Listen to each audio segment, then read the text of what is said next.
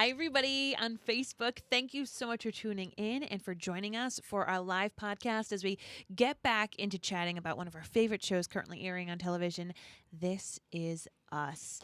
So last night, of course, was the premiere for the second half of season 4, episode 410. And it was a doozy. We got to see a ton of different characters. We got to see really pretty much the entire, not the entire core cast, but almost all of the core cast. Now that the core cast has gotten so big, this family is just growing exponentially with each season, isn't it? So Blake and I are going to be recording our podcast episode, which you can, of course, check out in all of your favorite podcast apps. Just search Mary and Blake, or you can search This Is Us 2, and you'll be able to find it there. But for you right now, you get to be a fly on the wall via Facebook Live. What we would love for you to do, if you want to join in the main part of the conversation, is make sure that you're watching this actually on the Mary and Blake Facebook page. If you're watching this shared in a group or somewhere else, just click the timestamp of this video and it will bring you to the original source of this video. You can chat amongst yourselves. Everything, once we really kind of start, I won't be able too much to interact with the comments. We'll be able to do that post, but we just figured it'd be fun for us to come in here live so that you can see how we record and how we do things here in the podcast studio. Am I right, Blake? That's right. We're here. We're having fun. Let's enjoy it. And, We'll talk about some This Is Us. Some of the Pearsons. Get some Pearson love up in this place, which I'm very excited about. Yes, always feel free, join in the conversation. So as we're talking about our lemonade rating on a scale of 1 to 5 lemonades, let us know your lemonade rating. Let us know first and foremost where you're tuning in from. If you've been binging This Is Us during the time that it's been off, if you're new to This Is Us, if you've been watching it all along, let us know your GBGs, your good, your bad, your greats for this episode. And let's have some fun. Yeah, as always, again, like Mary said, I just want to reiterate, this is a fly-in-the-wall experience for you on Facebook Live, or if you're watching on YouTube later on, welcome. Thank you very much for joining us. We will see your comments. We will go back and respond to all of them, but in mid-show, even though we see them, we may not bring them up unless it's a very salient point. And I'm sure that you can always make salient points. You guys are the best. You are the best. So, but again, that's we're here. We're going to talk some This Is Us, the winter premiere, and there'll be a few seconds of silence. We'll start the show, and that'll be that. So, Marvin, you ready to make a podcast? Always. All right, let's get this done.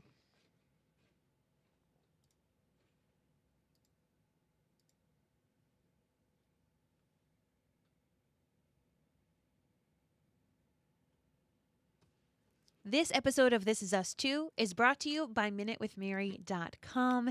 It's a new year, and it's a great time to be talking about skincare and makeup and just making sure that you're not using the same old stuff from, previous decades. Don't want to do that. You don't want to do that. You don't want to look like a This Is Us 2 character and age yourself with the wrong stuff on your face. You don't want to be Kate in her eyeliner phase. Ooh, no. You can't do that. You can't do that. But what you can do is check out some amazing makeup that is really, free from all the bad chemicals and yucky stuff going on that sadly we allow in a lot of our cosmetics here in the United States. You can get this by going to MinuteWithMary.com. And if you wanted to get a discount on my favorite product, our Epic Mascara, you can do that by going to MinuteWithMary.com/discount. This is something that I only allow to our podcast listeners. It gives you a 15% discount on my Epic Mascara. So check that out. This isn't about you, Kate. All right, I love you to death, and I love Jack more than anything. That tension that you're feeling when I'm home, Kate, when you look at our son, I see pure, unbridled joy in your eyes. But when I look at our son, it just makes me sad.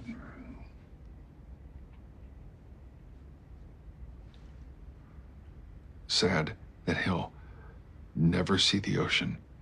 Sad that he'll never know what we look like. Sad that he'll never watch Star Wars with me. Okay, so yeah, I kill myself at the gym and I vent to people other than my wife because I don't want to see that look that is on your face right now.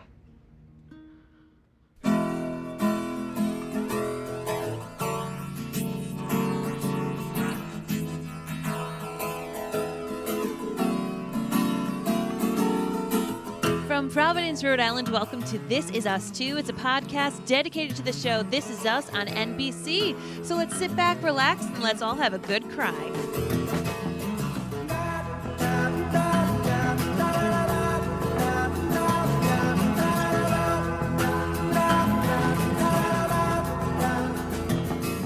Hello, everybody, and welcome. My name is Mary Larson. My name's Blake, and I love doing this show on Facebook Live because right now we're doing our podcast on Facebook Live for all the people that are watching there. So if you ever do want to and watch us in the studio and get everything going and see how we create a podcast, you can do so usually on the following day after the episodes. But the reason why I love doing Facebook Live is because actually before we started recording, we were talking to some of the viewers on Facebook Live, and one of the questions I got from Dolores Reed Little is, why do you always call Mary Marvin? Why, Blake? This is an ongoing thing. It this truly is. This is an ongoing nickname that she's had. Oh, geez. Probably for over a decade. For at least 10 years from me. The reason why it started, I don't know why. In my family, there are two reasons why I started calling her Marvin.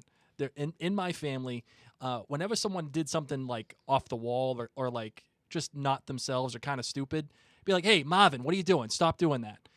But it really came. The real reason. It really came. Like I would say that occasionally, but it really came to fruition because Mary was always hungry and still is always hungry, constantly hungry. And I always used to call her Starving Marvin because, that's what she was. She was Starving Marvin, always looking for food.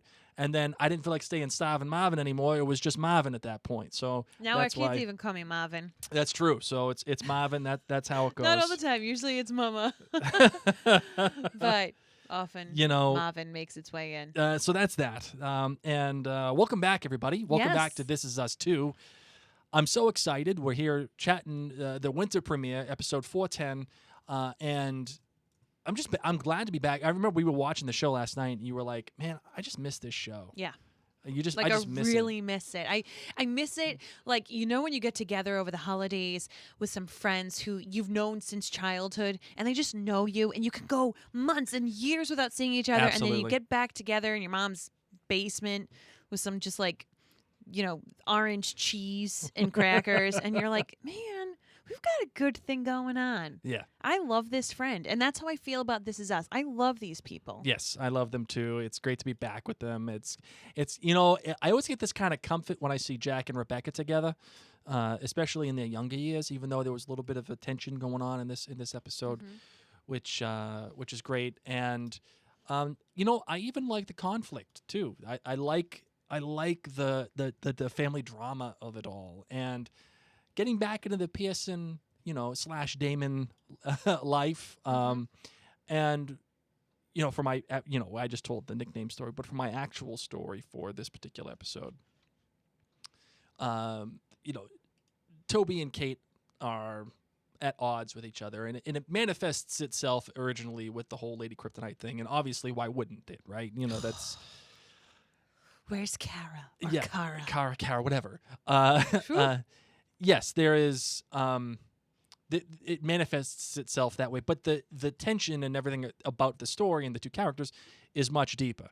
The deeper part of it is Toby can't see things the way that Kate is, and when that happened in the show, I really related to that in so many ways. But the most specific way is actually something that was very similar to what happened to Mary and I when we had our son initially. He was our first child. We didn't know anything about anything, we were suffering. And not only was it really bad because Mary was suffering from postpartum depression, but also our son was wicked colicky, and he was just crying. Like, it never stopped. It was like, I always say, it was like CIA torture in Guantanamo Bay. That's what they told me in postpartum healing. They were like, "Oh, you literally were tortured." Right. Like you were like by emotionally, all of it. Yeah, it was just audio. And Mary was so, even despite the postpartum depression. By the way, it was severe. Like there's certain levels. Like level 5 is like when you hear voices in the shower. Mary was just like a No, like a that's half. psychosis. Oh, whatever. It's like It Mary was not, like a, no. I was severe. yeah. No, what I I'm had saying is severe Mary was postpartum like a depression. step below that. Like she was. It was very bad. They're two very different mental illnesses, but yes. But what I'm saying is, even though she was going through this incredibly difficult and I say this remarkable, it's worthy of remark thing. Yeah. She was so unbelievable with our son, and always saw the good, and despite all the crying and never sleeping and doing all this, she always was like, this is our son, this is our boy. And I remember coming home and sitting in our driveway. Well, at the time we had an old apartment that was built in like the early 1900s in Providence, and I would get in the driveway and I could hear the kid crying in the driveway from the kitchen. He's got a good set of pipes. He Oh, still does. I would say that he could be the next lead singer of AC/DC. Yeah. And like that's no joke. That's no There joke. is zero hyperbole. And I could hear him crying. I remember thinking, oh man, all I could do. I had a Dodge Charger at the time, V8 Hemi, the whole thing. I'm like, all I could do is put this bad boy in reverse and drive west, young man. Drive west with a credit card and a full tank of gas, and just keep going till I hit California, and then get on a boat and go to Japan, and then keep going, till I got all the way back to the East Coast. And all I saw was the negative. All I saw was how brutal it was, how hard it was, and like I looked at him, and it was just pain. It was pain, absolute pain. And Mary was incredible. She did everything. She got him the right doctor's appointments, got him got him to see the right people, got him the right stuff to help him with his colic. And here I was, just like not paralyzed by the whole thing, but just terrified and worried. And our relationship had evolved to a point where it wasn't just us anymore. It was this crying kid also. And man, I just, when Toby said, all I see is just how hard all this is. Yeah, man, that stuck out. And that's why we played it at the beginning of this episode today. But before we go on with the rest of the show, Mary, we will have to remind all the people where to find us. Where can they find us? You can search all of your podcast apps for Mary and Blake or This Is Us Too. If you have an Apple device, for example, you actually have a podcast app that's already on it. It's purple. It's cool. It's there. It's got you covered. But if you're on an Android, you can find us on Stitcher. You can find us all over the place. Also on YouTube. A lot of people like to listen to our podcasts on YouTube. Yes. We're basically on all the social media fronts. You just need to search Mary and Blake. And if you want to be old school and go to a website, it's actually a very beautiful website. Blake designed it, and it's very, very fancy. That's because I'm Batman. MaryandBlake.com. We couldn't wait until that wedding website was gone. You know how that was like a thing? I think it still is a thing that brides and grooms do. They like reserve it. Once Mary and Blake from Timbuktu or wherever they were lost the domain. That's we right. Scooped it up. So MaryandBlake.com. That's where you're going to check it out. All of our podcasts. That's right. Hey, Marvin, you ready to get into the show? I am. Let's do it. I'm no longer starving. No, you're not.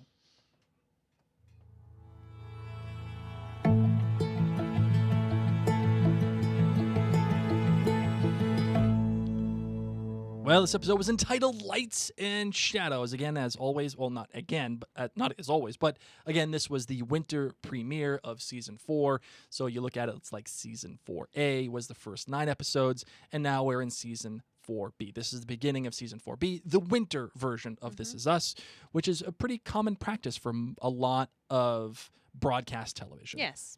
Usually when you get into the pay shows, kind of like Game of Thrones or Outlander or all those, usually you get all 13 episodes all at once. Broadcast, they generally split it up. Which I appreciate. The director was Yasu Tanida. Yasu Tanida is a name that you don't know, and you probably should know, because he's the longtime, pretty much only cinematographer for This Is Us since the beginning. Sorry.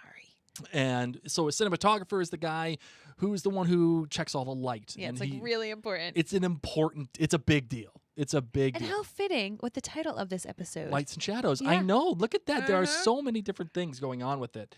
And, oh, by the way, speaking of Lights and Shadows. Yeah. Lights and Shadows obviously is a reference to, baby Jack being able to see the light and the shadow with his hands, and and he can see them finally. Obviously, that's a reference to it, but it's also a reference to what Rebecca was talking about with baby Randall and how she saw the lights coming through and the sun rising and the shadow coming off of the buildings and everything. So like they're getting very smart with these episode titles. They're not messing around anymore, which is good. And but he's been the cinematographer, Yasu Teenager, for 69 episodes of This Is Us, and this is his first and only credit so far as a director. Wow. That's it. And the writer was Ebony Freeman, also a name that you don't know but probably should, because she started off as a staff writer in season 3 for This Is Us, and her first credit ever for writing was, well, not ever, but her first credit for This Is Us is actually our little island girl. Oh, cool. In season 3. And she worked her way up as a staff writer to story editor in season 4. And now this is her second credit for This Is Us. So, well, congratulations to these two. I know. Hey, we're getting big time over here. All right, so Marvin, what's your lemonade rating? My lemonade rating is a 4.8, a solid high up there episode, not quite a 5, which is okay. I always like to get the 5s for the beginning of a season, but as you said, this is kind of like midway, beginning of the season. So a solid 4.8. Yep. Yeah. Yeah, I get you. For me, I'm at a 4.6 on this one. A good episode of television, doesn't blow my doors off, doesn't, as we like to say on Mary and Blake Media, doesn't move the needle all that much for me. Some of it does. Is it a pony or a horse? No, I'm not. This is a pony? This is high pony, low horse. Okay. Okay, so high pony. I could be convinced that it's a horse. Maybe a little trot. Yeah. Okay, a little canter. Maybe it's a pony on steroids. Okay. Like you got a couple cycles in and he grew some muscles. Okay. Maybe like next year's crop. Maybe next year's horse. Yeah, we're right on the cusp. Okay. Okay, we're right on the cusp. Watching too much of The Crown. I know. But yeah, 4.6, not bad. Yeah.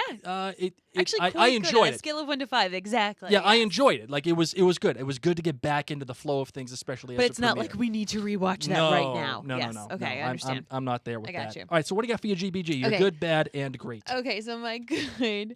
There's so much to digest in this episode. As I said, almost all of the core cast was there. You could be doing a GBG on every single one of these characters, every single one of these, mini storylines, to be honest. But just where I am right now, let's go with the flow, guys. So my good is Kevin's optimism. Blake and I talk frequently about optimism and having a glass half. Let's be real. I talk frequently to Blake about having more optimism and a more optimistic outlook. And I adore Kevin. And I think I just loved how he was like, come on, universe, bring it to me. And that's it.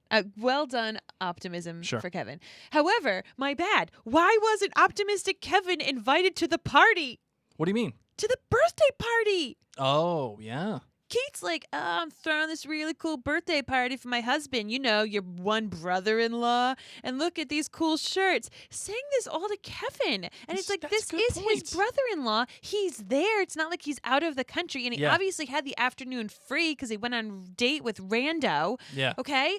Why wasn't he at least invited? Rando. We're going to have a discussion we're having a big discussion about Rando. Yeah. I don't even know the girl's name. I'm just going to call her Rando. Yeah. This is random girl number 4, I think, for Kevin. Yeah. Or 3. Oh, it's she's Rando like 3. The worst. Yeah. She is. No, I already know what her real name is. No, in my mind, I was thinking this driving, and I was like, I know what I need to refer to her as. What is Ursula's name that she turns into? And she's Vanessa. Like this Vanessa. And Ursula in The Little Mermaid is like, bow, chicka, wow, wow, and she's got the black hair. It's like sleek and sultry, and she just oozes sex. Vanessa. Why did they choose that name? Oh, I remember. It was the 90s. Yeah. They could have just named her Kimberly. Oh, man. Anyway, but they were like, Vanessa's sexier than Kimberly. Okay, anyway. So why wasn't Kevin invited to the birthday party? I know there was his CrossFit friends, but baby Jack was there. Yep. Okay? Why don't you invite the brother-in-law that lives in the same city as you? Yeah, you would think that they would. This is the frickin' Pearson family. Yeah, these people, like Randall says, they fly at the drop of a hat. And yet Kevin doesn't go to the drive birthday 15 party minutes down the road to go to the he has party. nothing to do. He's got plenty of stuff. You got to call John Legend. No, that's no. That bad. Yeah. Bad. Yeah. Okay, and then my great is "I love you and don't you ever forget it," said by Jack Randall. Oh, Jack Pearson. Not Jack Randall. I just made up a whole new character. That is some fanfic right there. No. Actually, that would be apropos for Outlander, by the way. I love you and don't you forget it. Oof. Stop it. Let's stop. Getting the chills Okay, thinking anyway, about that bad boy. that moment with the sparks flying, and then fast forward to older Rebecca Pearson with the tear, because and her lips pierced for not pierced, but her lips closed pursed, Not pierced. Yeah.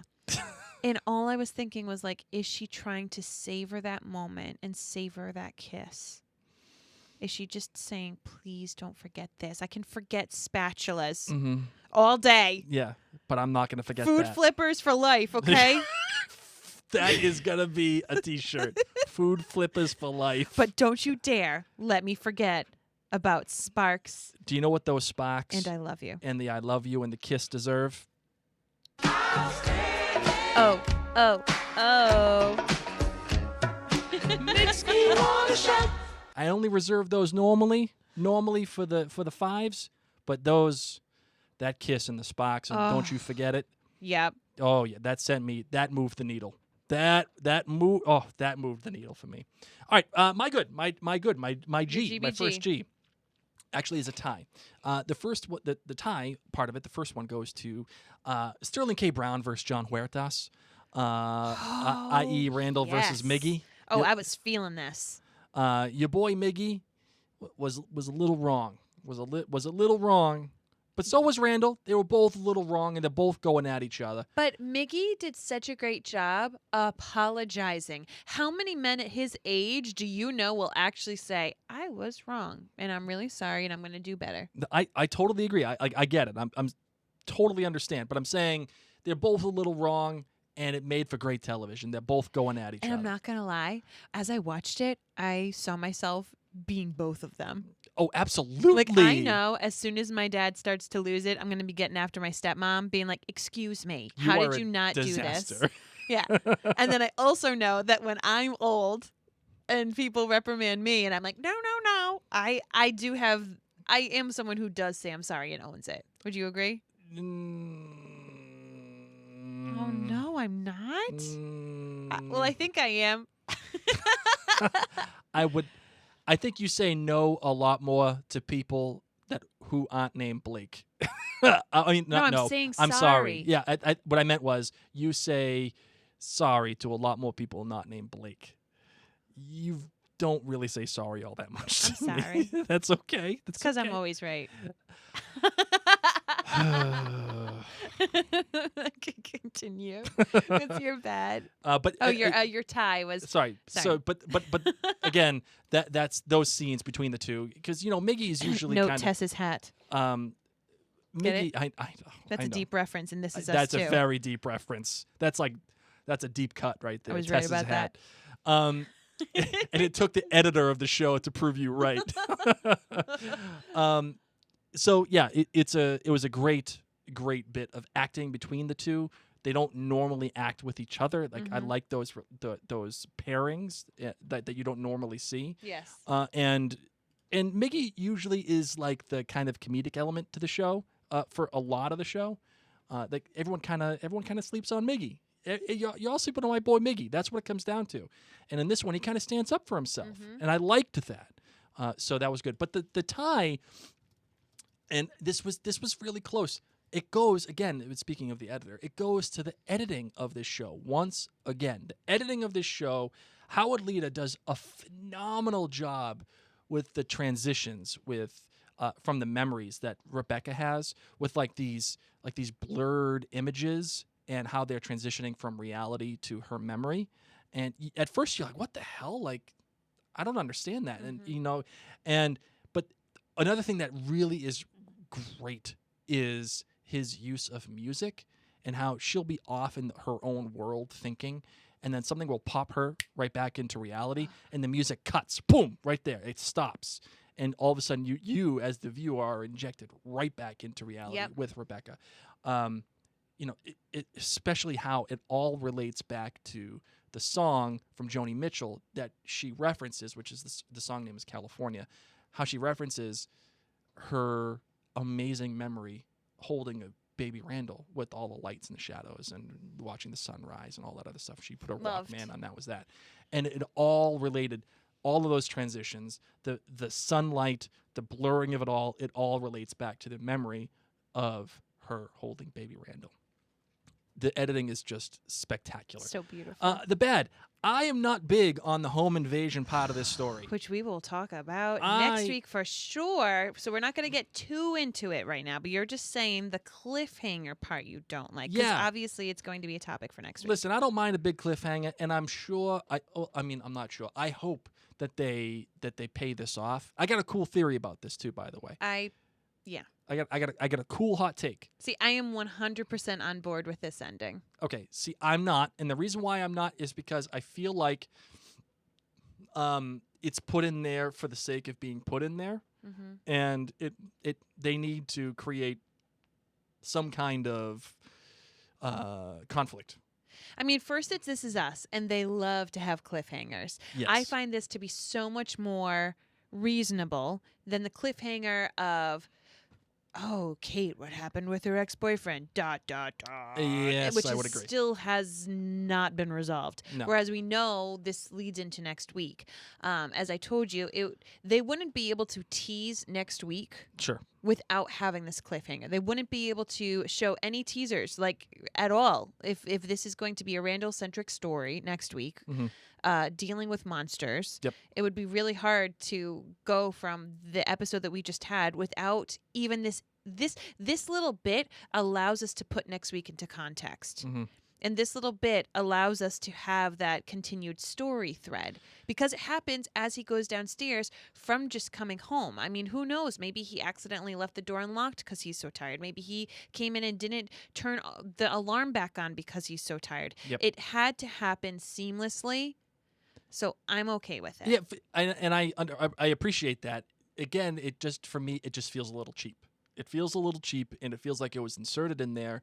And it's not that I don't appreciate the continuation of the story, but it's more like they're doing a home invasion just because that's what they need to do to move the plot forward for Randall. Completely disagree, but we'll get into that. That's fine. That's fine.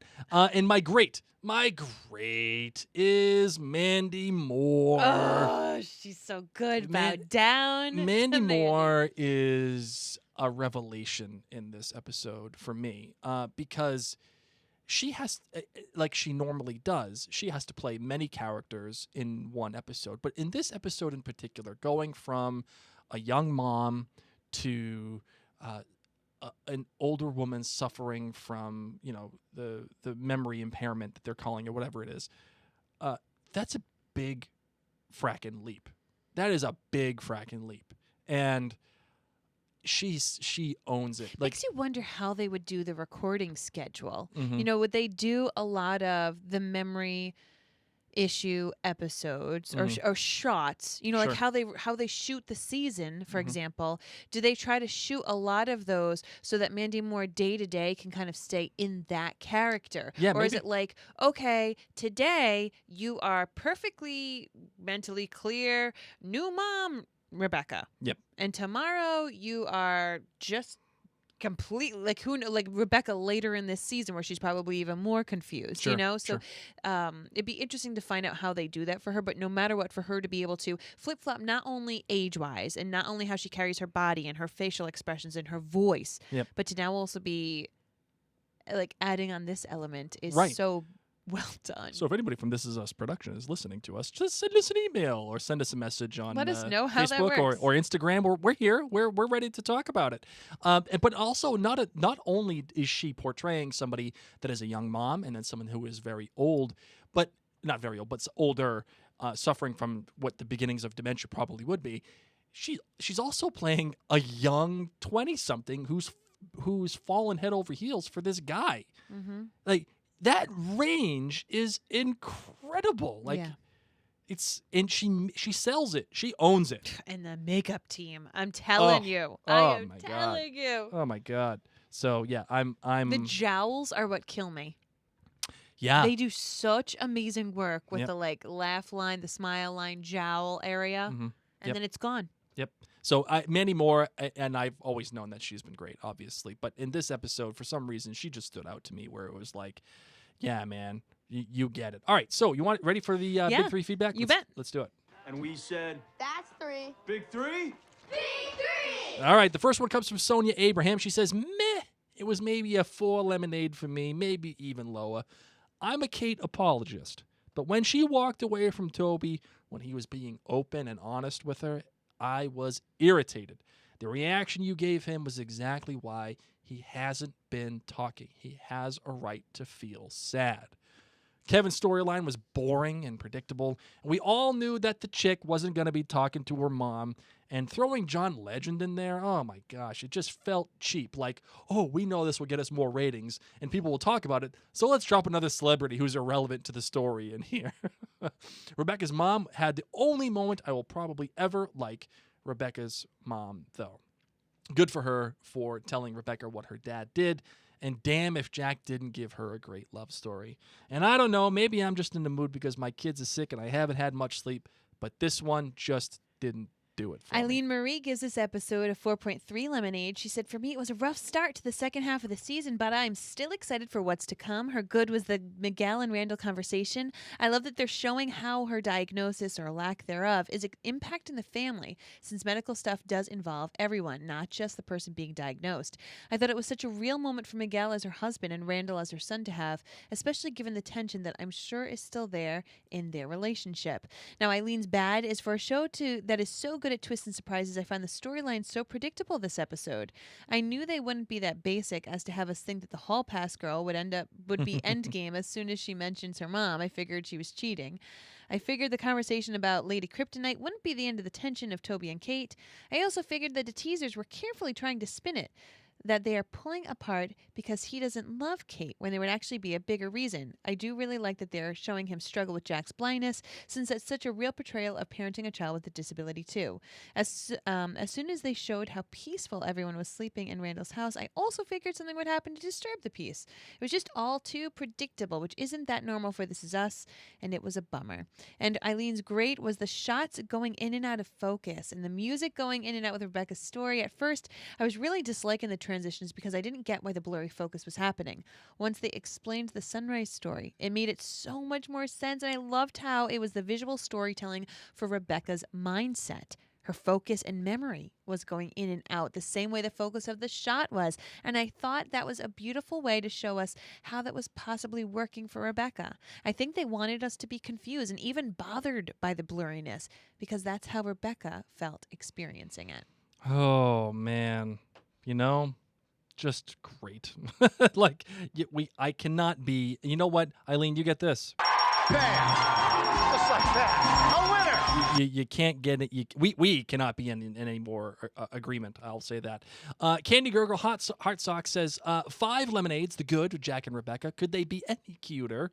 So happy Rebecca's mom encourages her to pursue Jack despite their doubts about him. The bad, Toby is really messing up. Kate is trying so hard to be upbeat about Jack's eyesight, and he is just sad. And I think he's totally lying about why he changed gyms. And Kevin, really? John Legend for some random girl? And by the way, answer your phone. Sophie is so going to be your baby mama. And great, Randall. Flying to California just to be there for Rebecca, and Miguel really didn't want to notice something was wrong, by the way. Being forced by Rebecca not to tell Kate and Kevin, and then come home to crazy guy with a knife next week is going to be epic. And Yes. there is a question here from one of our listeners. Okay. Mark Benjamin, he chimed in. He asks a very serious question. Okay. Very, very, very serious. All right. Okay, I very don't know if serious. I'm ready for this. Says, hey, you crazy kids. Yes? Do either of you have a celebrity hall pass when either of you are out of town? Well, we have never had this conversation. Well, I mean, we've had this conversation, like, kind of, but it's not like, oh, we're gonna like. It's not like it would really ever come true. But like, the person that I think would be fair for me would be Cindy Crawford. I would not allow hall passes. Well, no, I'm just saying, but like in like if there was, I don't want to allow hall passes either, but if there was one person that you Listen, that chick came to Rhode Island recently. Remember, she was coming here to do something with some furniture store, and I was like, "There's no way. There's no way you can come home. You gotta." Remember, she was here. She was doing something with Cardi's, and I was like, "Oh, you miss Cindy Crawford," or she was doing something with some furniture store. I don't remember. Probably. Maybe I thought I was going to mention it to you, and then I was nervous you were going to think you got a hall pass. No, I wouldn't want a hall pass. But if we were to have a hall pass, who would be your hall pass? I don't think I have one. You don't have one? No. Really? Yeah. It wouldn't be Tobey Maguire or Jake No. Gyllenhaal? No. Oh, Justin Trudeau. No. Really? No. You wouldn't, with this No. Prime Minister of Canada? No. Really? No. I am shocked. No. Wow. All those famous people, they do some weird things that I don't think I'd be into. What do you mean? Once I heard about Richard Gere and a hamster, It's a gerbil. It's a gerbil. It has changed my mind about celebrities and wanting to ever be with celebrities. Celebrities period. do some weird stuff. Yeah, I will mean, give I you just that. found the news article about Gwyneth Paltrow's candle today. If you haven't seen that, Google it. Oh, Okay, it's a very personal scent. I'll tell you that. no, God, please. So I'm just saying, no. I have no hall pass. Nope. Nope. Period. Fair enough. Okay. Fair enough. I'll give you that. All right. So now we're out of the hall pass conversation. Good. Well, That was uncomfortable. But let's kind of transition into the whole Kevin and random girl number 3. Oh, okay. You want to go that way with the big 3? Yeah, I kind Okay. of want to do that. And you, I'll take your take. No, yeah, you had some thoughts about this, and I'm dying to hear it. Oh. I'm dying to hear your thoughts. Okay, because I feel like this was probably one of the most hated storylines, and people are complaining like this was kind of boring. Bah, bah, bah, bah, bah. It wasn't that it was boring. It was just predictable and dumb, in my opinion. So, for anyone who doesn't really like the idea that he has a matchmaker or was like dating multiple people in a day, Mm-hmm. I've done that. Okay, so Match.com, like, yes, I didn't have a matchmaker because I was poor, Mhm. but You weren't even poor. You were po. Yeah, it's part of She the reason I couldn't was afford going the on so OR. many dates. And part of the reason I was going on so many dates is because I was like, then dinner will be covered, and lunch will be covered, and coffee will be covered. Mm-hmm. Done. Check. But I was a serial dater, and there were many a days where I had multiple dates lined up on the same day, and I was just cranking it out because for me, I wanted to figure out what my hard no's were. I started with a blank slate after I was done with the serious boyfriends that I'd had. I said, you know what, I got to take everything I thought and just throw it out the window and start at square one and figure out what I don't want. Mhm. So when I hear things that are like hard nose for me, like you saw when Kevin was like, nope, like when that lady was like, at least Ethiopians are good for something. Oh, nope. Nope. Just I Like- love how you just got up and threw money on Yeah, the table. yeah. Yeah, clean yourself up. Yep, that's kind of what it would feel like for me. I'd be like, okay, that's a no, and that's a no. That's So a hot end. I kind of loved that scene because I've done that just on the other end. Sure. And then with his real grandiose gesture of taking who we shall now call as Vanessa out on this date. That's So we have to keep in mind what seems extravagant for Kevin is extravagant times 1,000. He is literally like big time movie star. He is like what, Leo DiCaprio worthy? I mean, what are we thinking now that he's had his big thing in the movies and now he's got nonstop he's gigs? not Leo worthy. What is he? What He's would not you say Leo he is worthy. now? He's had like one good movie. Is I he would Adam Driver? He's like big time he's on not TV. Even, he's not even Adam but- Driver. okay, what is he? I would say he's But he's like, hotter. Like he's hotter than Adam yeah, Driver. but Adam Driver's been in 3 of the most popular films ever made. Just recently though, like he's just hit it, and that's the thing is Yeah, but- Kevin's like just hitting it. No, I would say he's a lot. He was like Shia LaBeouf when Shia Oh. LaBeouf was big, Oh, see, no, but like we can't. Transformers Shia LaBeouf. See, but now all of us have a bad taste in our mouth. Didn't he do that really weird show where he talks to a dog or a guy dressed in a dog costume? No, that was Who was that? that was what's his name from the Lord of the Rings. Wait, isn't that Shia LaBeouf? No. Are they brothers? No. They should be. They should be brothers in a show. Anyway, no. That is not Shia LaBeouf. What are you doing? That poor guy's career. From going from Lord of the Rings to talking to a guy in a dog costume? Are you kidding me? Oh, the poor thing. Oh, Oh. my God. Anyway, so no, I feel like, okay, so once again, going back, this guy is at the top of his game. You know, he was very, very famous for being one of the most popular television shows. Now he's hit it out of the park with movies. He's rocking sobriety, so he's really able to focus on his career. And for him, this is extravagant. This is meeting who he thinks is the girl of his dreams, taking her out on the ultimate date. Well, I'll tell you what.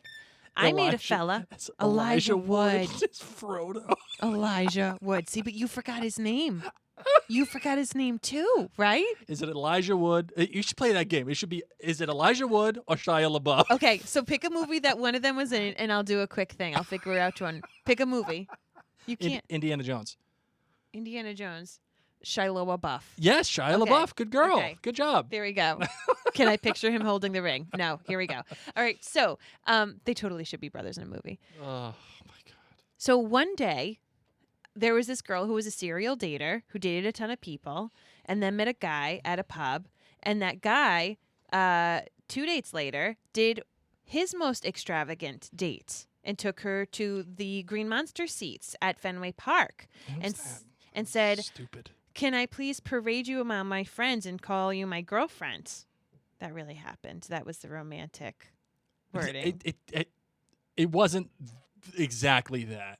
It was more like, "I would really like to be able to parade you around my friends." But it didn't come. Calling- Okay, for everyone that's you know, Whatever. I was so happy because I had 2 hot dogs and a whole bag of peanuts. I was starving. I thought we were going out to dinner at an Italian restaurant.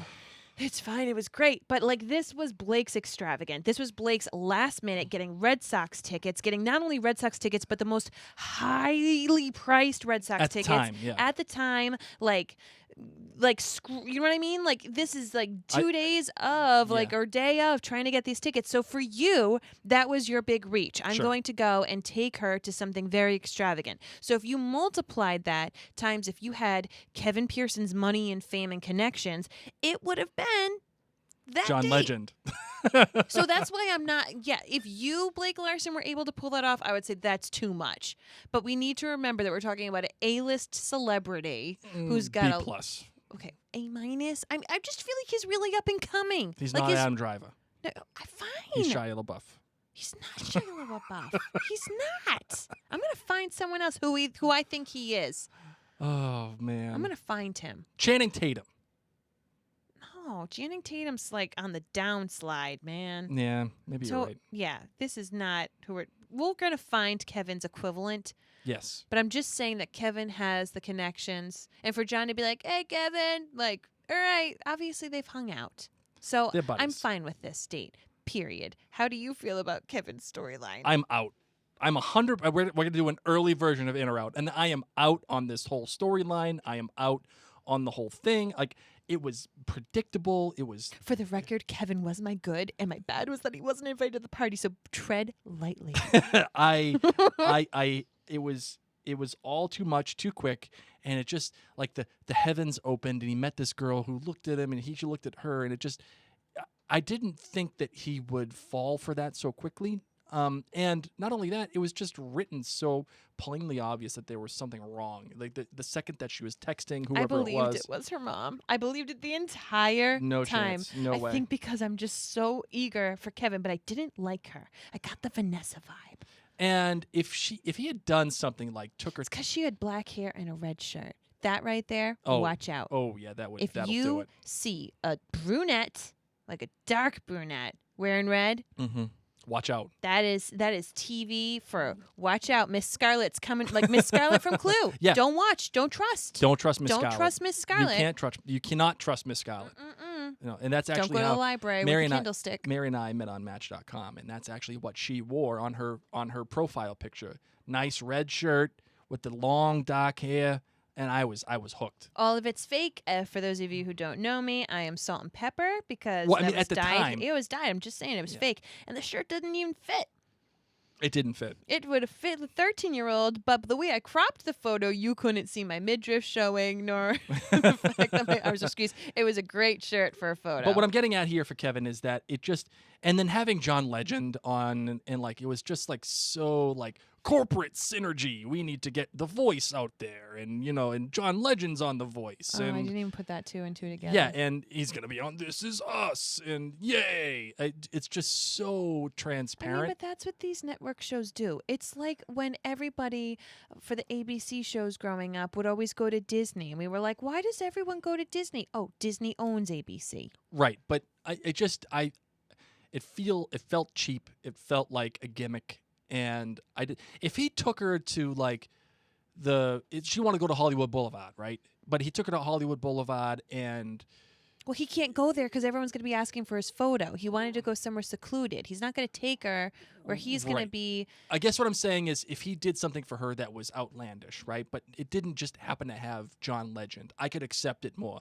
But all of a sudden, John Legend is just waiting around for Kevin Listen, Pearson's man, phone call. NBC already owns John The Legend. guy's the sexiest man on the planet, and he's waiting around for Kevin Pearson. But NBC, Shia LaBeouf. the writers went to NBC and was like, hey, we need to do something extravagant. Who can we have on that we already have ties to and who's nearby? Sure. And they said, you can either have Blake or John. And they said, cool, we'll take John. Yep. Meaning Blake Shelton, Yeah, not yeah, you. no, not me, because I'm clearly. Oh my God, that's what NBC said. We've got this We got this jabroni in guy. Rhode Island He who podcasts podcasts. in his basement. Let's get him. Imagine me be like, "Hey guys, what's up?" Who's your favorite musician? Screw musicians. I'm really into podcasts. And I love this guy. His name's Blake. Anyway. Blake Shelton? No. So yeah, I'm kind of out on this whole Lizzie. I mean, sorry, her real name's Lizzie, by the way. But we're gonna call her Vanessa because I refuse to call her anything else now. Yeah. I'm out on Vanessa. I'm out on the whole thing. I'm even almost kind of out on Sophie calling, because I feel like this should be done. We should be done with Sophie. Let's move on. Let's do something different here. Kevin, if like Sophie had called but we didn't have the whole like, oh hey, let's get back together thing, but I'm drunk at your party and we break up again like a couple of seasons ago, I'd be fine with it if we didn't have that. But I think that Kevin is supposed to, like, I think each of the Pearson children are supposed to mirror pieces of Jack now that he's gone. And I think that Kevin has, the alcoholism and the sobriety, but also wouldn't it be amazing for this tragic character who has had this illness to also be able to get the love story as well? Yep. Let's talk about, and this kind of transitions from Kevin and his desire to kind of fulfill all the stuff that his parents went through with their storybook love that he considers it. Like it's just like I this think perfect it's so love story. Cute. It is cute that he thinks that. But as the show portrays, there's some hard stuff here that these two have to go through. And like, I'm looking up hot actors right now, just so you know. God, of course you are.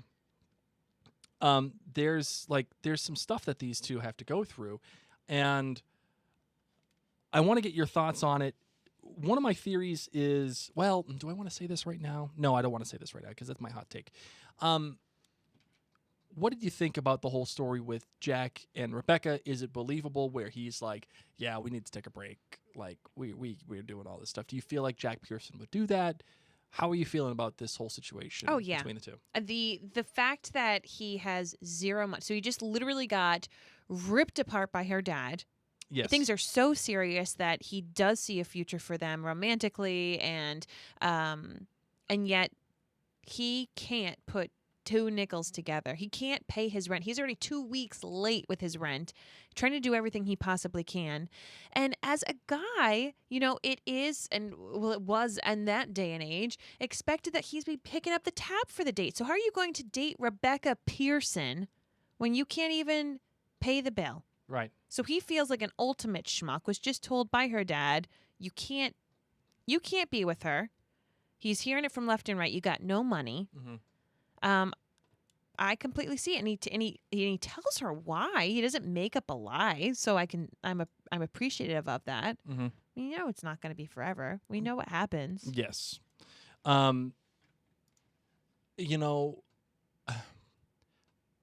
Elizabeth Perkins as Rebecca's mom is awesome. She feels like that kind of lady, but I I love the twist in this whole story. It's that her mom is the one who gave her the, not the courage, but like The push. a slight backhanded push to be like, listen, if this is what's going to have to happen, do it right and go get him and go do the whole thing and make sure you're in a good place. I want that dress that Rebecca was wearing. I want everything that Rebecca wears. Period. Just all the knitwear, I all would the wear it. hats. Everything. Yes. Especially that hat that she was wearing in the game plan, the white hat, like Yeah, the whole, I know. I know. oh man. So, it's a great twist that the mother does it. I guess what I'm concerned about is the stakes of it all. Like, were you ever concerned? Like, I was a little thrown off where Jack was like, yeah, we need to take a break. But since we know that they get back together again. I wasn't concerned at all. Yeah. Yeah, that's what I'm saying. Like, so, like, I'm concerned about the stakes and that, like, they just weren't there. Like, I know they're going to get back together. It's just a question of when.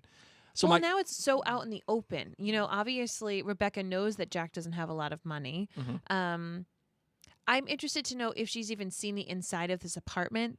You know what I mean? Where she was saying, are you sure you don't want to come back to my place? Yeah, you get the sense that she's never been in it. Yeah, so I think that they really needed to have this happen to show the severity of how little money he had and how she really was okay with it. Because that's what I felt. I felt like she hadn't seen the inside of his apartment, that he was kind of able to brush things aside, do cheap dates, the Apple, all that kind of stuff.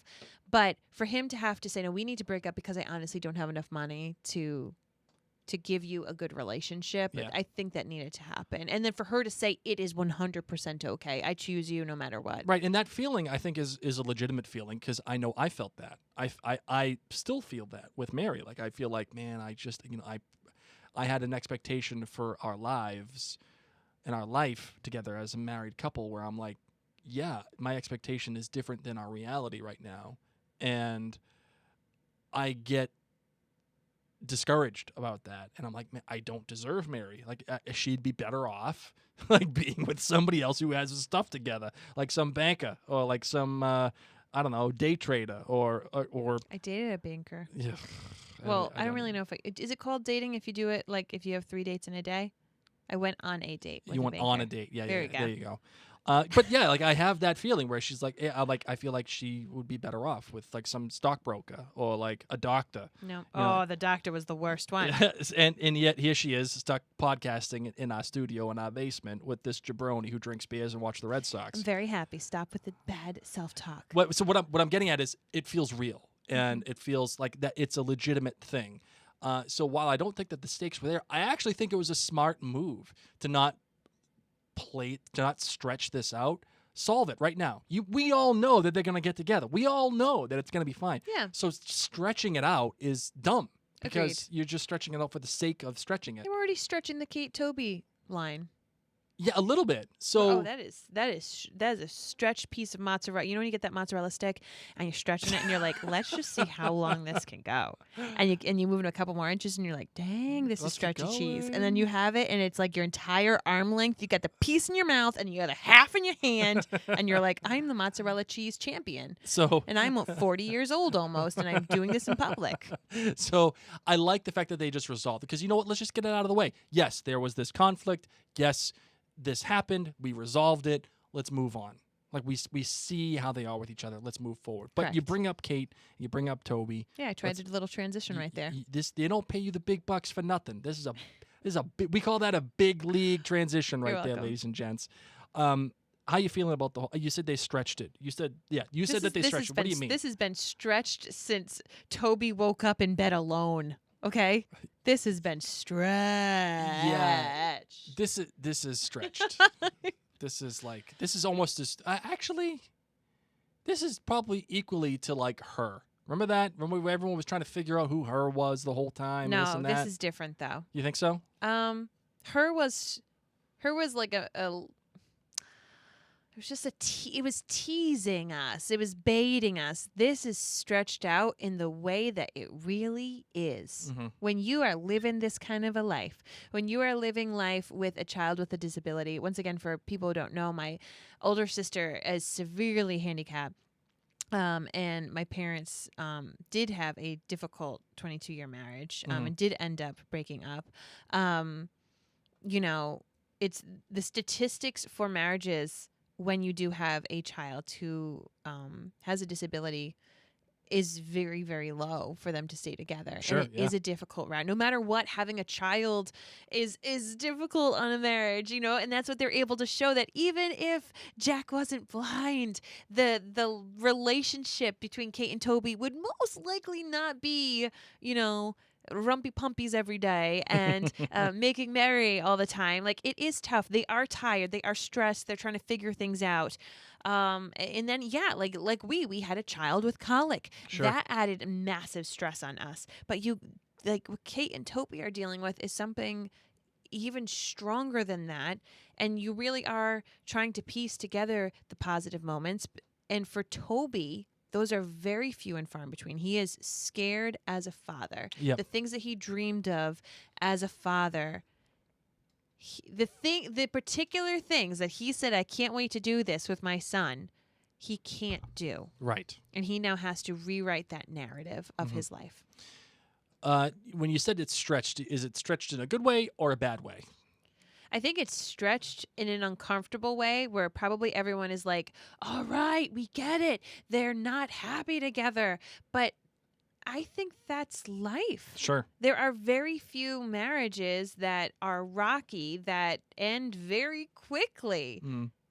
I mean, we're all assuming that they do break up, that Yep. they aren't together in the future. And I think that this is very realistic. I think we're all supposed to be like, oh, this is awkward. Mhm. We're supposed to feel awkward, especially with the merriment of other things and other people going on. Like, being an adult is really frigging hard. And you can tell that these people are going to bed saying, is it me? Is Right. it us? We're supposed to be in the trenches with Kate and Toby. We're Yep. supposed to be in the trenches in this very awkward relationship. It's supposed to be boring. It is supposed to be like, can someone just do something?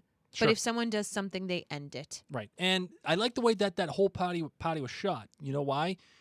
Because you could feel the awkwardness, you could feel the tension throughout the whole party. And I think I mean, I know we have been in this situation where we've been out and we're like, something ain't right, and we know we can't talk about it right at that moment. And you're just and Kate says it in the show. I've been dreading this conversation this entire night. Yep. And like, it's supposed to be a fun night. It's supposed to be something that everybody could She celebrate. faked it pretty well. She did a pretty good job, but the way it was, the subtle looks, it was the calmness of it all. It was like this. It was so impactful to both of them. Yeah. You could see how they maneuvered around each other. I am so mad at Toby for, coming clean, like telling her not to worry about kryptonite, but not telling her about the gym change. Like telling her, oh, there's nothing to worry. Because when they came home, he said, oh, yeah, there's nothing to worry because she brought it up. Sure. And yet then just say, why not just say it then? Or even if you don't want to say the kiss part, say, to be honest, or did that? No, I just the kiss happened after that. The kiss happened after the whole thing when I they just came don't back. understand why he wouldn't tell her, I switched gyms. I W- don't understand why he couldn't have told Well, her. then she's going to ask why, and then he's going to have to answer. Yes, and why wouldn't he say? Why Because- couldn't he come home and say all this? Because then it looks like he's an idiot and he Well, was he wrong. is. Oh, of course he is. But I'm not saying he's right. But I'm get just it. disappointed in Toby. Yeah.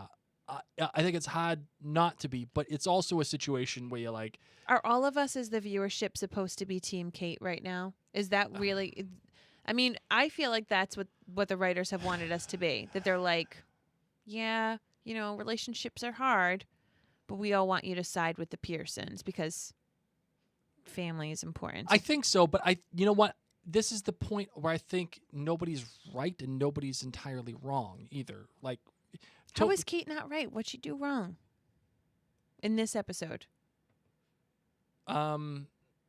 She threw him a party. I mean, she forgot to invite her brother. Yeah, that's true. She got him Yeah. a really nice present. Yeah, I mean, okay, well, so then let's do that then. Kate is, I think, for the most part, right. And Toby is wrong, but he's not 100% wrong. Like he did everything for the good of his relationship, but he just didn't communicate. How much longer would he have lied had she not found out that he left 2 weeks before? Like, this is just not okay. This is just some severe trust. Yeah. I would not be okay. Yeah. But it's scary though. Like, how do you admit to your wife, hey, this lady did this and I was wrong? This was something you had to worry about. Well, I mean, like, what if I did that to you? How would you react to that? I would say, I told you so. That's true. Because I've told Blake that no woman needs to come to him telling her about his issues. That's true. Complaining about her husband. The moment that a woman comes to a taken, or you're not a taken, I'm speaking from our relationship. The moment a woman comes to a married man talking about her personal life, her personal issues, they need to abort that mission, okay? Yep. Leave that friendship. You are not their best friend. You are not their shoulder to cry on, because there's going to be a little something extra. And this has happened, what now, twice? Where we're like, a friend has like gotten in a little, and I've been like, watch that one. Yes. And he's been like, oh, no, they're fine. Then what do you know? I'm like, watch her come to you with marriage problems in a couple of weeks. And sure enough, that's what happens. And you've listened. But there's just this little thing in women that's like, you got to watch out. Mary said it. Women are bees. Yeah. Women are not bees, like bzz bee, but like bee. The swear word bee. and I love my female friends. And I think that female friends are amazing and lovely, but I think if a female friend becomes very, very intertwined with a married male friend, things will not be good. It's okay to be friends, but not intertwined friends.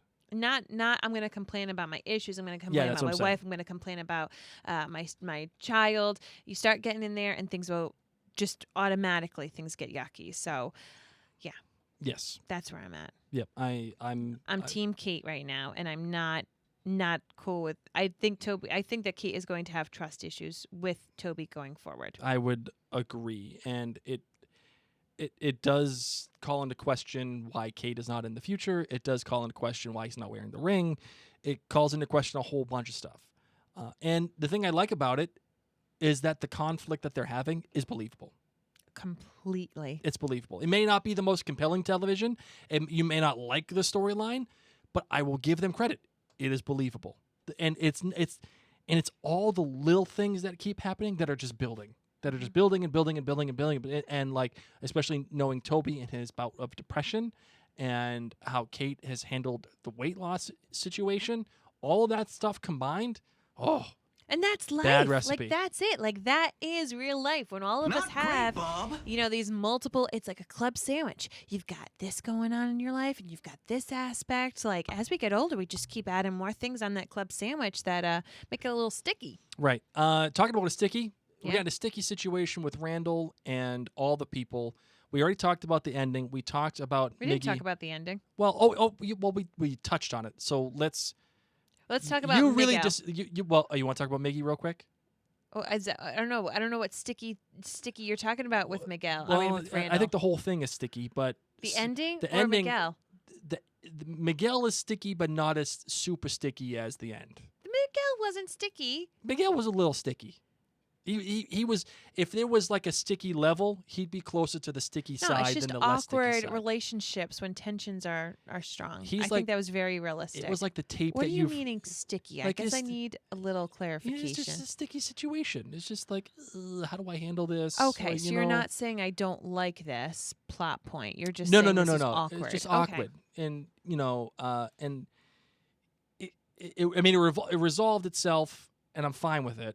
And I think it was a natural thing, especially with Randall. Especially with Randall being like when Miggy says you out-Randalled yourself or whatever it was, like you were being Randall. Yes. Like the fact that he's standing up for himself, he's standing up for his bride, he's standing up for I got this covered, and of course he's wrong because he doesn't have a covet. He's just pretending that she's fine and she ain't.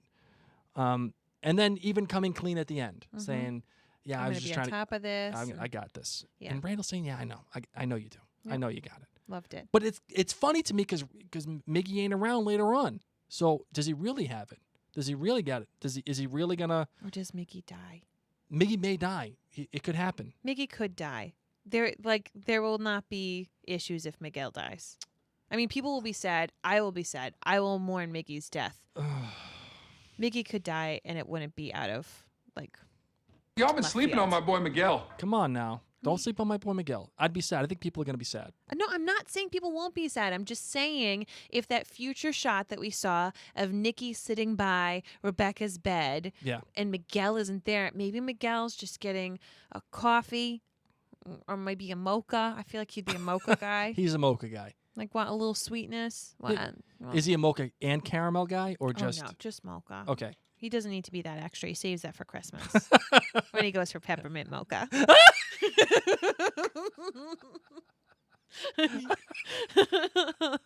Yep. You're welcome. Yep. Bam!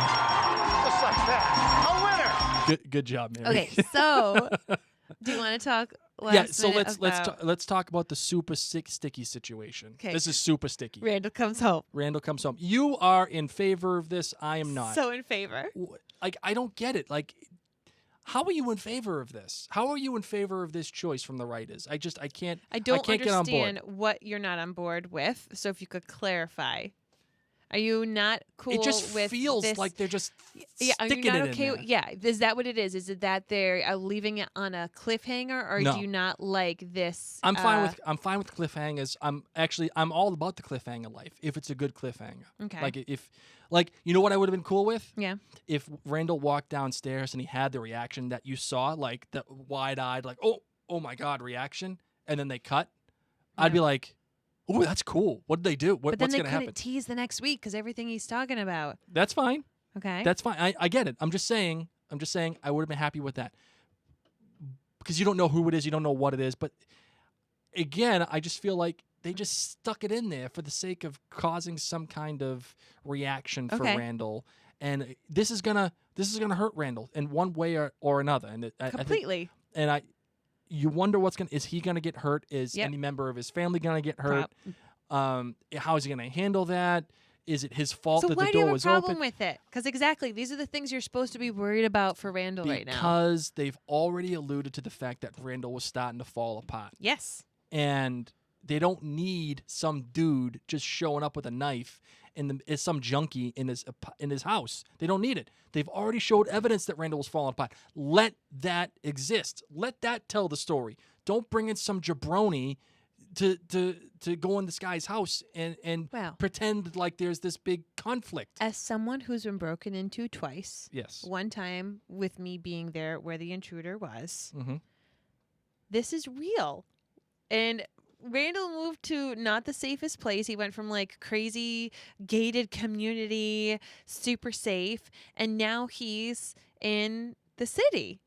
Okay? This happens. This happens frequently where they're going to stake out rich people houses and come in when everybody goes to sleep. So this is all realistic, in my opinion. I've known way too many people to not only be burglarized, but to also have someone come in while they're either sleeping in their house or even on the cusp when they're awake.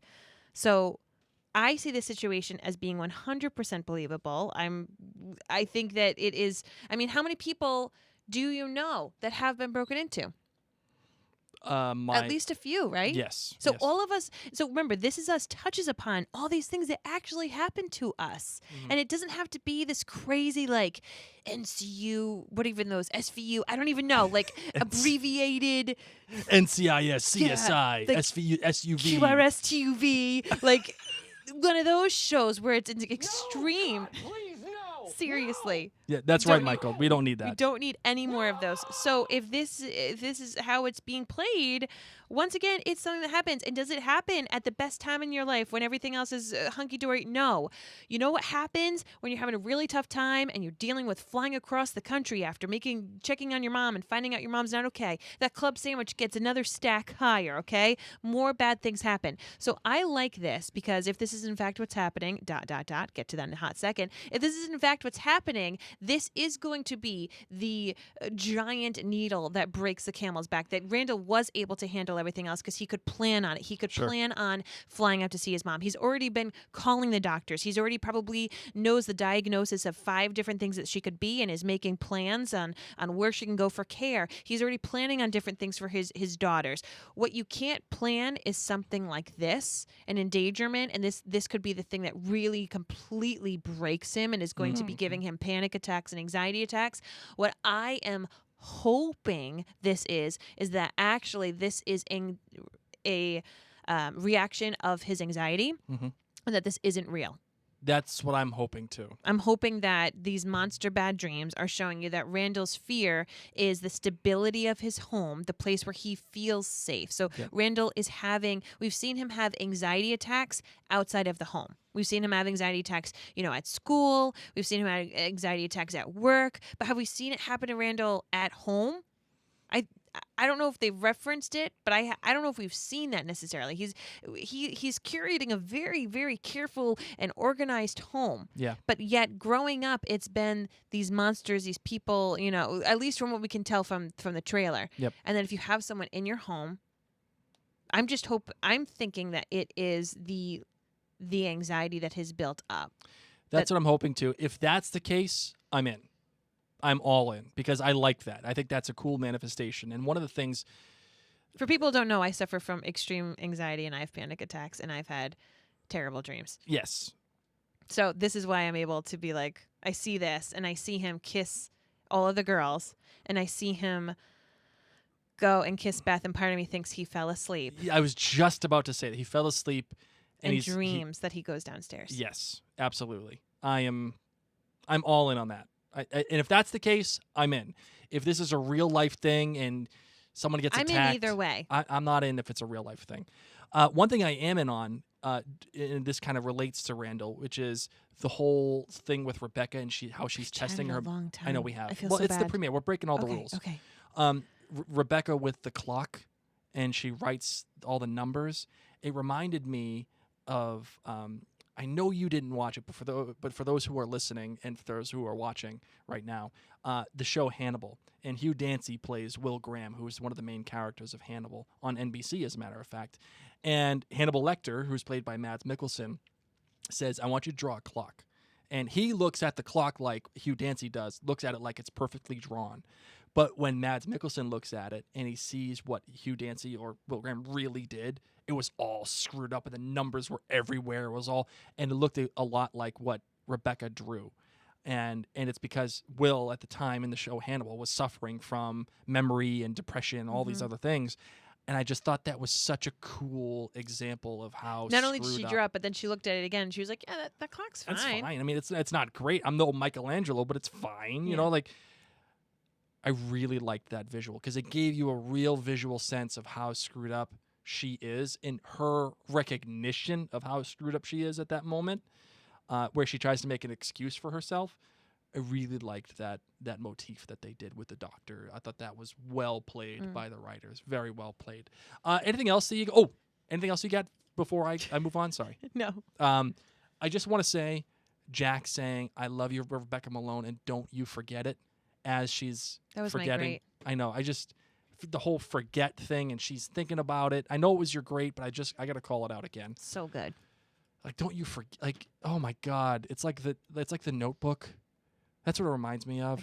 I can't handle the Notebook. I watched it when I was single, and I was so mad because I thought I'm gonna die and have Alzheimer's, and I'll never have a love who can take me back. I know, but I can. I got you. You'll say Stavin Marvin. I'll say, hey Marvin, you ready to close out the show? And you'll be like, oh my God, yes, I'm back. I'm back. I'm back, Blake. Okay, let's close. All right. Up this Well, no, time. we got in or out. You ready for some in or out? Yes. All right, let's do some in or out. All right, in or out. Let's see, in or out. Are you in or out on Jimmy Buffett? Out. I'm way out. And I even saw Margaritaville the play, Yeah. and it literally was all about people getting drunk and having sex. Like they took Jimmy Buffett songs and somehow made it into a musical. And I think everyone in the audience got the memo to like smoke and drink beforehand. And you just showed up totally sober? Yeah.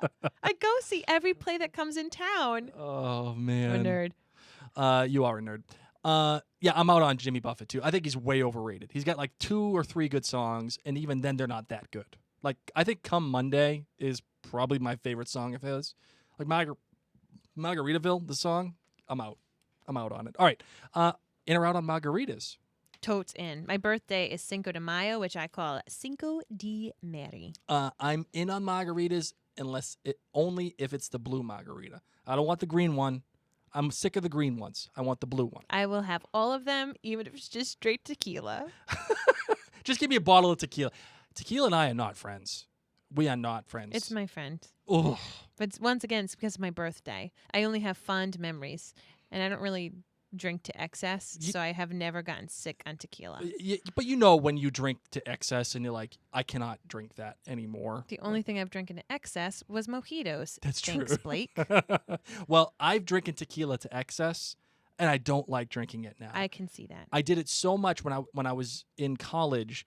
My high school buddies and I, we rented a house in the Cape. Do we need to hear this story? Or is it going to ruin people's opinions of you? Well, no. I mean, like, I drank Is so this the much. squirrel one?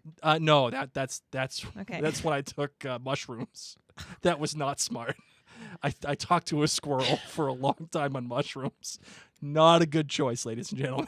Sounded like a great idea at the time. Not a good idea. I'm really happy we met later in life. But I drank so much tequila one time that I got blackout drunk, and I woke up the next day in this rented house outside, completely naked, just covered in dew, and just a mess. I woke up, I was like, "Oh my god, what happened?" Oh my gosh. So that's that. Tequila. That was tequila for me. In or out on professional matchmakers? In. I'm in on them. Too. I totally want to be one. I even made the name Mary Makes My Match. That's true. Or Make My Match Mary. Oh, remember Or that show? Matchmaker Mary. Remember that show, Millionaire Matchmaker? Oh, she sucked. She was a bee. She was a pig. All right, in or out on the show CSI? Way out. QRX. What did I just QRX, NCU, out. out. In or out on John Legend? Here's a fun fact. What? Sometimes I judge people when they say NCIS is their favorite show.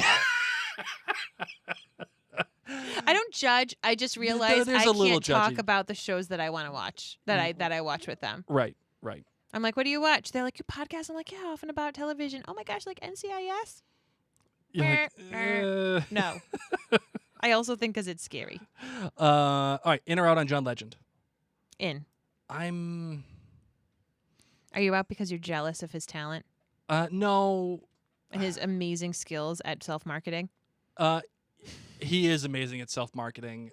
I don't know. I'm not. I think John Legend is too popular for me. You know what I mean? I think I'm not down with Kevin asking Vanessa, aka Lizzie, who is your favorite musician, and she says John Legend. I don't think John Legend has had enough credibility in life. Yeah, he can't be be considered favorite. Yeah, like I'm sorry, but if you're asking someone who their favorite musician, I mean, I don't know. It better be the Beatles. It Yeah. better It be needs to the be someone Rolling dead. Stones. If you gave me a James Taylor, okay, I could make an argument for JT. If you gave me How long's John Legend been around? if you gave me a Wu-Tang Clan, okay, I'll give you that one. Not John Legend. That's like saying, I don't know, Lizzo or Halsey or any one of these new people. I don't know. John Legend isn't that new. He's not that new. No. If someone said Norah Jones is my favorite artist, would you be okay with it? Yeah. I think I'd be okay with that too. I'm fine. I like John Legend. So But I'm not saying he's not best. He's not favorite artist material yet. Not yet. Yep. Unless you said like who's your current favorite musician, Mhm. then I'm down. Okay. In or out on Ethiopian coffee or food? In. I'm in on both too. I like it. We used to have an Ethiopian restaurant here in Providence. It was the best. In or out big sweeping first dates? Out. I'm kind of out too. Even though our second date was big and sweeping, I'm kind of out. In or out on hall passes? Out. Out. Yep, I agree. And lastly, in or out on Sophie returning to be in Kevin's life? In. I'm way out. I'm so far. This is a hard out for me, dude. A hard out. They've been meant to be together since the Princess Bride. Oh God. Oh God. All right, you ready? You got a hot take? Kill my father. Prepare to die. Oh my gosh. If the music of the Princess Bride ever plays during a Kevin and Sophie scene, Mhm. forget about it. Automatic 5. 5 lemonades. It could just be them looking at each other for the whole 45 minutes. All right, you ready for hot takes? As you wish. Anybody want a peanut?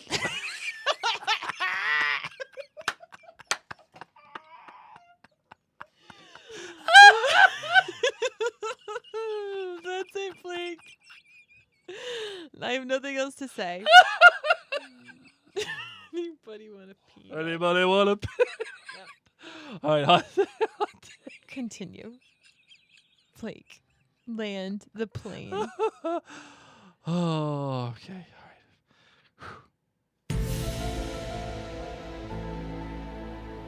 All right, you got a hot take?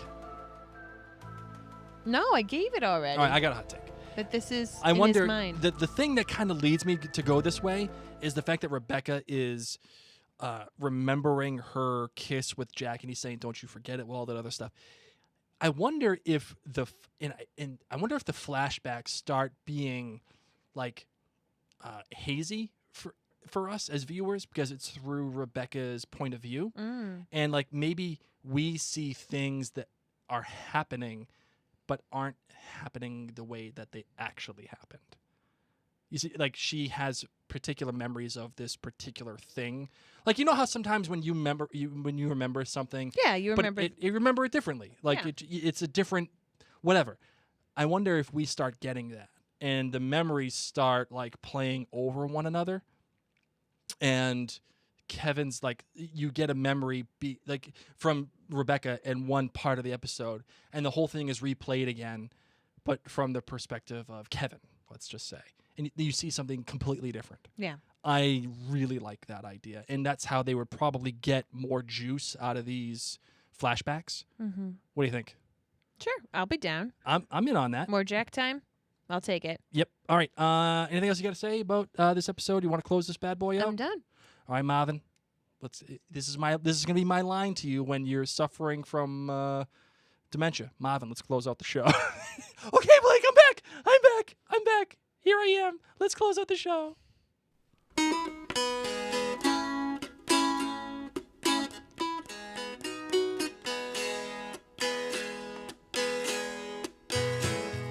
Sitting in a park in Paris, France, reading the news and it sure looks bad. They won't give peace A little bit of Joni Mitchell. Hey, you can't go wrong. What do you think? Can't go wrong. This is the song that she remembers, obviously, from California. That's the title of this song. This scene made me cry. I know. Okay, so we want to thank all of you listeners so incredibly much for tuning back in. Here we are, This Is Us is going to be back on, and so will we be. We are going to give you a heads up. In 2 weeks, we may or may not have an episode come out within the week. We are going to be on a vacation with, oh my gosh, and if any of you want to break it to my house while I'm on vacation, since I just said it stupidly, because, Randall was gone, maybe someone was scoping it out because they realized the man of the house was gone. Anyway, I will find you. I will Liam Neeson you now that I just announced it, but we will not. I have a certain special set of skills. One of which is speed dating. Mary. Did one of the top things you're not supposed to do when you leave. I know. Well, Anyway. luckily no one knows where we live, so that's a good thing. People can Google. That's true. Good point. n- Don't tell anybody, okay? Just did this on Facebook. Never mind. Out in the open. Never mind. Listen, we ain't going to be able to necessarily do The episode. 2 weeks from now. If it comes out on time, it'll be in poor audio quality. Yeah. And if it comes out post, it's because we wanted good audio quality. Yes. So. We'll just whistle past the graveyard here a little. We want to thank you all so much for your ratings and reviews on your podcast apps of choice. Of course, you listen to podcasts, and that means there's other people that do too. So if you haven't taken a time to go to your podcast app, search This Is Us Too, and leave us a little review. It goes a long way. We want to thank Juju Nielsen for saying, I really like watching This Is Us and love listening to Mary and Blake on This Is Us Too. Honestly, I think Mary and Blake's insights and commentaries make an already good show even better. These two are excellent at what they do, and I look forward to each new episode. And listen, if you want to keep helping out the show, please do go do those reviews and put them out there. It makes Mary and I's day. If you do enjoy this podcast, let us know. And if you don't like it, let us know why, and we'll change it. But if you do like it, tell us why, and we'll keep doing it. And if you want to also keep helping the podcast and keep helping the show, go to minutewithmary.com/discount and check out all the great products. Barry just threw something in the studio. I don't know why. Go out there, and if you want to help it out, go to minutewithmary.com/discount. Check out the products that we have there for a discounted price just for you, the Mary and Blake listener. And yeah, that's it. Find us on maryandblake.com. Check us out on all social media, Mary and Blake. If you want to email us, just maryandblakemedia@gmail.com. You want to get in touch. Wicked easy.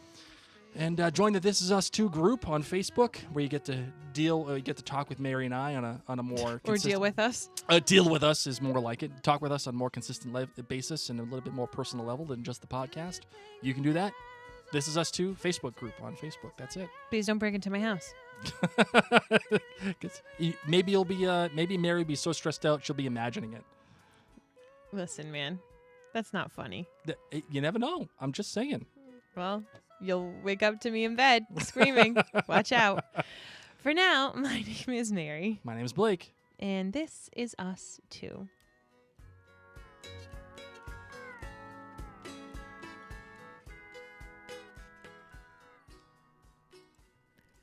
All right. Facebook Live. Facebook Live, friends. Thank you for tuning in. That is it. This was oh a my long one goodness, today. This was so long. I apologize. I even just yawned. Our poor babysitter's like, what are those two doing? I know. Chatting about TV.